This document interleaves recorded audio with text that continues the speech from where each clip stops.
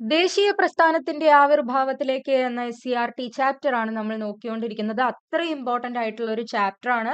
അപ്പൊ വരൂ നമുക്ക് ഒരുമിച്ച് വായിക്കാം. അപർണ ഹിയർ SCRT സീരീസിന്റെ പുതിയൊരു വീഡിയോയിലേക്ക് എല്ലാവർക്കും സ്വാഗതം. അപ്പൊ കഴിഞ്ഞ വീഡിയോയിൽ നമ്മൾ ഇന്ത്യയുടെ നവോത്ഥാനത്തിന്റെ പിതാവ് എന്നറിയപ്പെടുന്ന രാജാറാം മോഹൻ റോയിയെ കുറിച്ചായിരുന്നു പറഞ്ഞിരുന്നത്. ഇന്ന് നമ്മൾ നോക്കാൻ പോകുന്നത് ആരെക്കുറിച്ചാണ്? ജ്യോതി റാവു ഫൂലെ. മഹാരാഷ്ട്രയിൽ താഴ്ന്നതെന്ന് കണക്കാക്കപ്പെട്ട ജാതികളിൽപ്പെട്ടവരുടെയും സ്ത്രീകളുടെയും അവകാശങ്ങൾക്കായി പോരാടിയ സാമൂഹ്യ പരിഷ്കർത്താവായിരുന്നു ആര്? ജ്യോതി റാവു ഫൂലെ എന്ന് പറയുന്നത്. സാമൂഹ്യ പരിഷ്കരണ പ്രവർത്തനങ്ങൾക്കായി സത്യശോധക് സമാജം എന്ന സംഘടനയ്ക്ക് അദ്ദേഹം രൂപം നൽകി. അപ്പൊ സത്യശോധക് സമാജം ആരതാണ്? ജ്യോതി റാവു ഫൂലെ. വിധവാ വിവാഹം നടപ്പിലാക്കാനും വിധവകളുടെ മക്കൾക്ക് സംരക്ഷണം നൽകുന്നതിനും ഈ സംഘടന ശ്രമങ്ങൾ നടത്തിയിരുന്നു. സ്ത്രീകൾ, ദളിതർ എന്നിവർക്കായി നിരവധി വിദ്യാഭ്യാസ സ്ഥാപനങ്ങൾ അദ്ദേഹം സ്ഥാപിച്ചു. മഹാരാഷ്ട്രയിലെ ജനത ആദരസൂചകമായി അദ്ദേഹത്തെ മഹാത്മാ എന്ന് വിളിച്ചു. അദ്ദേഹത്തിന്റെ എല്ലാ പ്രവർത്തനങ്ങളിലും ജീവിത പങ്കാളിയായ സാവിത്രിബായി ഫൂലെയും ഒപ്പമുണ്ടായിരുന്നു. നിരവധി പള്ളിക്കൂടങ്ങളും നിശാ പാഠശാലകളും സ്ഥാപിച്ചുകൊണ്ട് സാവിത്രിബായിയും വിദ്യാഭ്യാസ പ്രവർത്തനങ്ങളിൽ പങ്കാളിയായി. ഇനി അടുത്ത വ്യക്തിയാണ് പണ്ഡിത രമാബായി. പണ്ഡിത രമാബായി. സാമൂഹ്യ പരിഷ്കരണ രംഗത്തെ സ്ത്രീ സാന്നിധ്യമായിരുന്നു പണ്ഡിത രമാബായി. കർണാടക സ്വദേശിയായ രമാബായി സംസ്കൃതം, മറാത്തി, ബംഗാളി തുടങ്ങിയ ഭാഷകൾ സ്വായത്തമാക്കി. സംസ്കൃത സാഹിത്യത്തിലുള്ള അവഗാഹം പരിഗണിച്ച് കൽക്കത്ത സർവകലാശാലയിലെ അധ്യാപകർ രമാബായിയെ പണ്ഡിത എന്ന ബഹുമതി നൽകി ആദരിച്ചു. അങ്ങനെയാണ് പണ്ഡിത രമാബായി ആയത്. പണ്ഡിത രമാബായി ശൈശവ വിവാഹത്തിനെതിരെ നിലകൊള്ളുകയും വിധവകളുടെയും പെൺകുട്ടികളുടെയും വിദ്യാഭ്യാസത്തിനു വേണ്ടി നിരവധി സ്കൂളുകൾ ആരംഭിക്കുകയും ചെയ്തു. ഇത്തരം പ്രവർത്തനങ്ങൾക്കായി ആര്യ മഹിളാ സമാജം എന്ന സംഘടന സ്ഥാപിച്ചു. വിധവകളുടെ പുനരധിവാസത്തിനായിട്ട് ശാരദാ സദനം എന്ന അഭയ കേന്ദ്രവും സ്ത്രീകൾക്ക് തൊഴിൽ പരിശീലനം നൽകുന്നതിനായി മുക്തി മിഷൻ എന്ന പദ്ധതിയും ആരംഭിച്ചു. അപ്പൊ പണ്ഡിത രമാബായി തുടങ്ങിയതാണ് എന്ത്? ആര്യ മഹിളാ സമാജം. അതുപോലെ വിധവകളുടെ പുനരധിവാസത്തിനായിട്ട് ശാരദാ സദനം, ഈ ഒരു അഭയകേന്ദ്രം തുടങ്ങിയിരുന്നു. പിന്നെയോ സ്ത്രീകൾക്ക് തൊഴിൽ പരിശീലനം നൽകുന്നതിന് വേണ്ടി മുക്തി മിഷൻ എന്ന പദ്ധതിയും ആരംഭിച്ചു. 1889 ബോംബെയിൽ വെച്ച് നടന്ന ഇന്ത്യൻ നാഷണൽ കോൺഗ്രസിന്റെ സമ്മേളനത്തിൽ അവർ പങ്കെടുത്തു. അപ്പോൾ പണ്ഡിത രമാബായി പങ്കെടുത്ത ഇന്ത്യൻ നാഷണൽ കോൺഗ്രസിന്റെ സമ്മേളനം ഏതാണ്? ഏത് INC സമ്മേളനത്തിലാണ് പങ്കെടുത്തത്? ബോംബെയിലെ 1889 ബോംബെ സമ്മേളനത്തിൽ. ഓക്കെ അല്ലേ? ഇനി മറ്റ് ചില പ്രധാനപ്പെട്ട സാമൂഹ്യ പരിഷ്കരണ പ്രസ്ഥാനങ്ങളും അവരുടെ സ്ഥാപകരെയും നമുക്ക് നോക്കാം. പ്രാർത്ഥനാ സമാജം. പ്രാർത്ഥനാ സമാജം ആരുടെയാണ്? ആത്മാറാം പാണ്ഡുരംഗ്. ആര്യ സമാജം സ്വാമി ദയാനന്ദ സരസ്വതി. അലിഗഡ് പ്രസ്ഥാനം ആരതാണ്? Sir Syed Ahmed Khan. Theosophical society madam Blavatsky, colonel Olcott. Ramakrishna mission ആരതാണ്? സ്വാമി വിവേകാനന്ദൻ. ഹിതകാരിണി സമാജം ആരതാ? വീരേശലിംഗം പന്തുലു. സ്വാഭിമാന പ്രസ്ഥാനം EV രാമസ്വാമി നായ്ക്കാർ.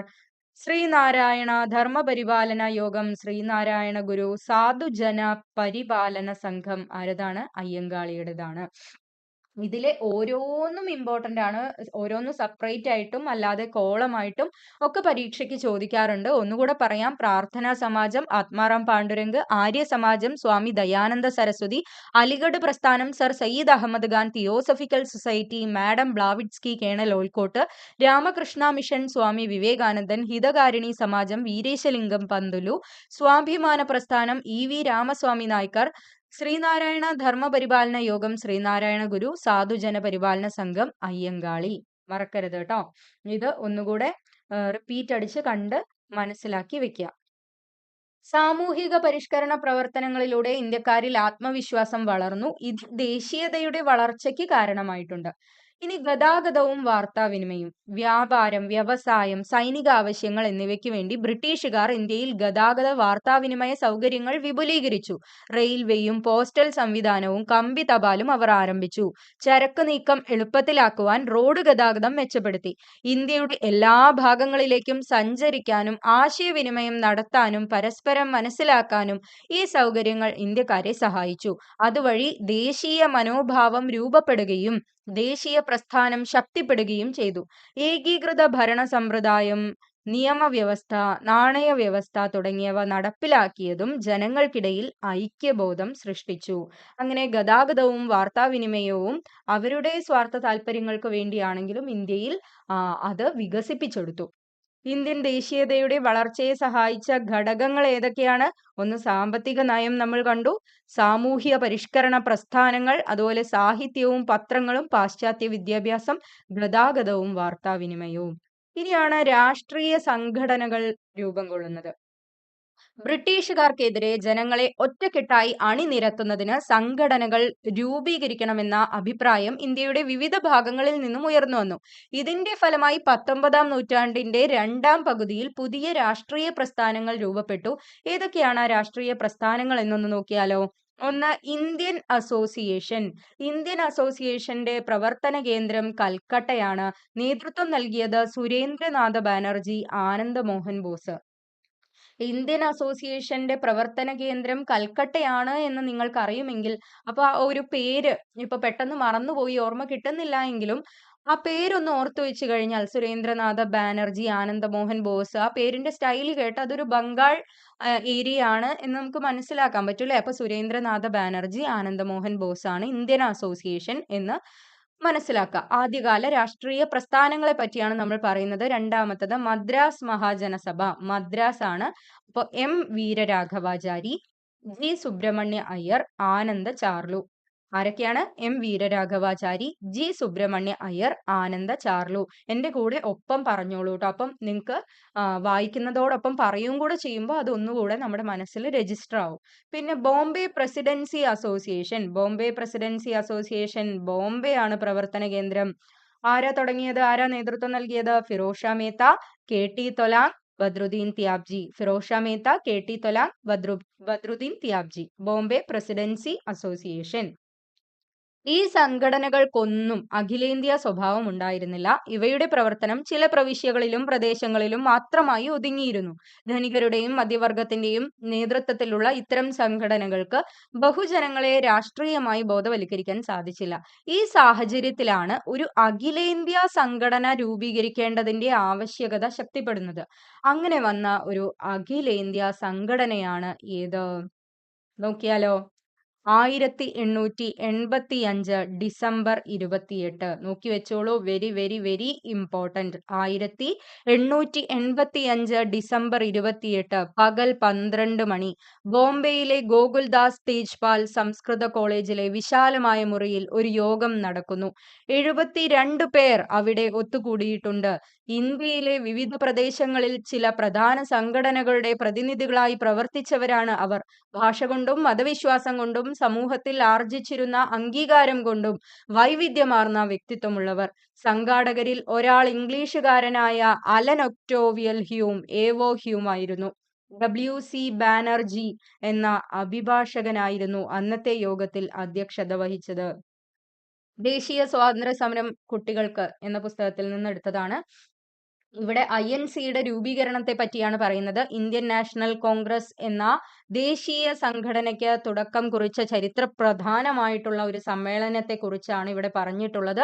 അപ്പൊ 1885 ഡിസംബർ 28 പകൽ 12 മണിക്ക് ബോംബെയിലെ ഗോകുൽദാസ് തേജ്പാൽ സംസ്കൃത കോളേജിലെ വിശാലമായ മുറിയിലാണ് യോഗം ചേർന്നത്. അങ്ങനെയാണ് INC രൂപീകരിക്കുന്നത്. INC-യുടെ സ്ഥാപകൻ ഇംഗ്ലീഷുകാരനായ അലൻ ഒക്ടോവിയൽ ഹ്യൂമാണ്. ഏവോ ഹ്യൂമാണ്. അതുപോലെ തന്നെ പിന്നെയോ അതിന്റെ ആദ്യത്തെ അധ്യക്ഷൻ ആരാണ്? W.C. ബാനർജി ആയിരുന്നു. W.C. ബാനർജി. ഇന്ത്യൻ നാഷണൽ കോൺഗ്രസിന്റെ രൂപീകരണവുമായി ബന്ധപ്പെട്ട എന്തെല്ലാം കാര്യങ്ങളാണ് കണ്ടെത്തിയത്? 1885 ഇന്ത്യൻ നാഷണൽ കോൺഗ്രസിന് രൂപം നൽകിയത്. അതിന്റെ സ്ഥാപകൻ ആരായിരുന്നു? ഏവോ ഹ്യൂം ആയിരുന്നു. അലൻ ഒക്ടോവിയൽ ഹ്യൂം, ഏവോ ഹ്യൂം ആയിരുന്നു.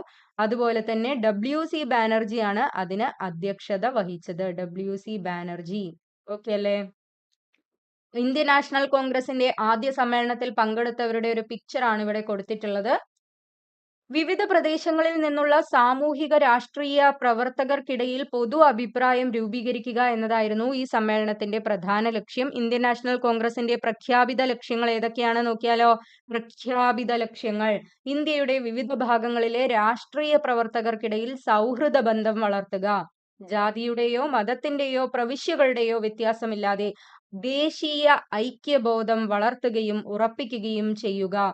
പൊതു ആവശ്യങ്ങൾക്ക് രൂപം നൽകുകയും അവ ബ്രിട്ടീഷ് ഗവൺമെന്റിന് മുൻപാകെ അവതരിപ്പിക്കുകയും ചെയ്യുക. രാജ്യത്ത് പൊതു അഭിപ്രായം രൂപീകരിക്കുകയും ജനങ്ങളെ സംഘടിപ്പിക്കുകയും ചെയ്യുക. അഖിലേന്ത്യാ മത്സര പരീക്ഷകൾക്ക് ഇന്ത്യയിലും കേന്ദ്രങ്ങൾ അനുവദിക്കുക എന്നൊക്കെയായിരുന്നു ഇന്ത്യൻ നാഷണൽ കോൺഗ്രസിന്റെ പ്രഖ്യാപിത ലക്ഷ്യങ്ങൾ. INCയുടെ പ്രഖ്യാപിത ലക്ഷ്യങ്ങൾ. അലൻ ഒക്ടോവിയൽ ഹ്യൂമിന്റെ പിക്ചർ ഇവിടെ കൊടുത്തിട്ടുണ്ട്, കണ്ടോ? അലൻ ഒക്ടോവിയൽ ഹ്യൂമും WC ബാനർജി. എല്ലാ വർഷവും ഡിസംബർ മാസത്തിൽ ഇന്ത്യൻ നാഷണൽ കോൺഗ്രസിന്റെ വാർഷിക സമ്മേളനം രാജ്യത്തിന്റെ വിവിധ ഭാഗങ്ങളിൽ നടത്തിയിരുന്നു. എല്ലാ വർഷവും ഡിസംബർ മാസത്തിലാണ് INC സമ്മേളനം നടക്കുന്നത് കേട്ടോ. അക്കാലത്തെ പ്രധാനപ്പെട്ട നേതാക്കൾ ആരെല്ലാമായിരുന്നു? ദാദാഭായ് നവറോജി, സുരേന്ദ്രനാഥ ബാനർജി, ഫിറോസ് ഷാ മേത്ത, ബദ്രുദ്ദീൻ ത്യാബ്ജി, ഗോപാലകൃഷ്ണ ഗോഖലെ, ബാലഗംഗാധര തിലക്, P ആനന്ദ ചാർലു, RC ദത്ത്, ആനന്ദ മോഹൻ ബോസ് എന്നിവരായിരുന്നു. അപ്പോൾ എന്നത്തെയും പോലെ ഞാൻ പറയാണ്, വീഡിയോ ഇഷ്ടപ്പെട്ടിട്ടുണ്ടെങ്കിൽ ലൈക്ക് ചെയ്യുക, ഷെയർ ചെയ്യുക, സബ്സ്ക്രൈബ് ചെയ്യുന്നത് കൂടെ ഒന്ന് പരിഗണിക്കുക. അപ്പോൾ നിങ്ങളുടെ പ്രിയപ്പെട്ടവർക്ക് ഇത് ഉപകാരപ്പെടും എന്നുള്ളവരിലേക്ക് കൂടെ ഈ വീഡിയോ ഒന്ന് എത്തിക്കാൻ സഹകരിക്കുക. അപ്പോൾ ഇത്രയേ ഉള്ളൂ ഇന്നത്തെ വീഡിയോ. നമുക്ക് അടുത്ത വീഡിയോയിലൂടെ ഈ ചാപ്റ്റർ ദേശീയ പ്രസ്ഥാനത്തിന്റെ ആവിർഭാവത്തിലേക്ക് എന്ന ചാപ്റ്ററിന് നമ്മൾ അടുത്ത വീഡിയോയോട് കൂടെ പര്യവസാനം കുറിക്കും. അപ്പോൾ അടുത്ത വീഡിയോയിൽ കാണാം. Thank you.